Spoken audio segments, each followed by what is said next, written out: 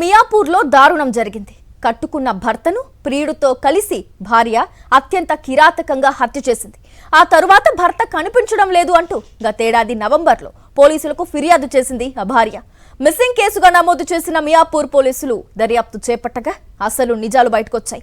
7 నెలల తరువాత ఈ కేసులో భార్యే హంతకురాలిగా పోలీసులు తేల్చారు. భర్తను భార్యే హత్య చేసి ఆపై కనిపించడం లేదు అంటూ నాటకం ఆడినట్లు పోలీసులు గుర్తించారు. దర్యాప్తులో భాగంగా భార్య కాల్ రికార్డ్స్, సీసీటీవీ ఫుటేజ్ ను పరిశీలించారు. ఈ క్రమంలో ప్రియుడితో కలిసి భర్తను హత్య చేసినట్లు పోలీసులు నిర్ధారించారు.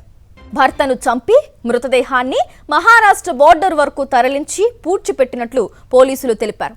స్థానిక పోలీసుల సహాయంతో మృతదేహాన్ని వెలికితీశారు. మృతుడు వెంకటేష్ గా గుర్తించారు. తన ప్రేమ వ్యవహారానికి భర్త అడ్డుగా ఉన్నాడు అనే కారణంతో వెంకటేష్ ను హత్య చేసినట్లు పోలీసుల విచారణలో భార్య అంగీకరించింది. ప్రస్తుతం నిందితురాలిని పోలీసులు అదుపులోకి తీసుకున్నారు. ఆమె ప్రియుడిని పట్టుకునేందుకు పోలీసులు గాలింపు చర్యలు చేపట్టారు. ప్రియుడి కోసం కట్టుకున్న భర్తను భార్య హత్య చేసిన ఘటన స్థానికంగా తీవ్ర కలకలం రేపింది. హైదరాబాద్ మియాపూర్లో దారుణం జరిగింది. కట్టుకున్న భర్తను ప్రియుడితో కలిసి భార్య అత్యంత కిరాతకంగా హత్య చేసింది. ఆ తర్వాత భర్త కనిపించడం లేదు అంటూ గతేడాది నవంబర్లో పోలీసులకు ఫిర్యాదు చేసింది. మిస్సింగ్ కేసుగా నమోదు చేసిన మియాపూర్ పోలీసులు దర్యాప్తు చేపట్టగా అసలు నిజం బయటకొచ్చింది.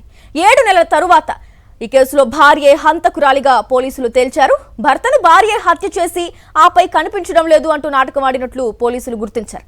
ఈ దర్యాప్తులో భాగంగా భార్య కాల్ రికార్డ్స్, సీసీటీవీ ఫుటేజ్ ను పరిశీలించారు. ఈ క్రమంలోనే ప్రియుడితో కలిసి భర్తను హత్య చేసినట్లు పోలీసులు నిర్ధారించారు. అయితే భర్తను చంపి మృతదేహాన్ని మహారాష్ట్ర బోర్డర్ వరకు తరలించి పూడ్చిపెట్టినట్లుగా పోలీసులు తెలిపారు. స్థానిక పోలీసుల సహాయంతో మృతదేహాన్ని వెలికితీశారు.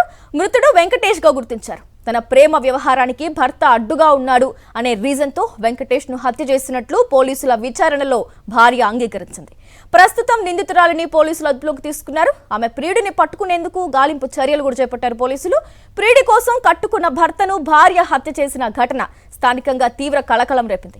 ఈ ఘటనకు సంబంధించి పూర్తి డీటెయిల్స్ అందించేందుకు మా కరెస్పాండెంట్ రవిచంద్ర జాయిన్ అవుతున్నారు. రవిచంద్ర,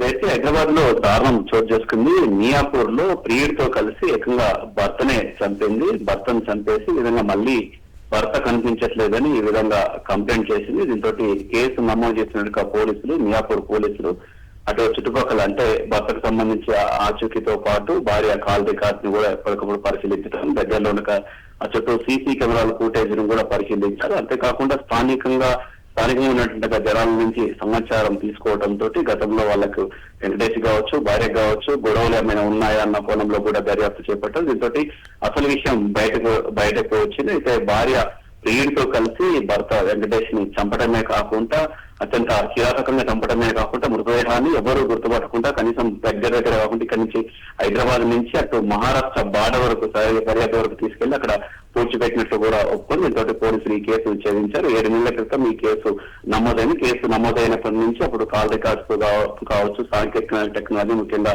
ఇటు సీసీ కెమెరాలకు సంబంధించిన వివరాలతో పాటు స్థానికులు ఇచ్చిన సమాచారం మేరకు ఈ కేసుని తోవడంతో అసలు విషయం బయటకు వచ్చింది. Gracie, thank you Ravichandra. మరిన్ని అప్డేట్స్ కోసం ఛానల్ ను సబ్స్క్రైబ్ చేయండి. నోటిఫికేషన్స్ కోసం బెల్ ఐకాన్ పై క్లిక్ చేయండి.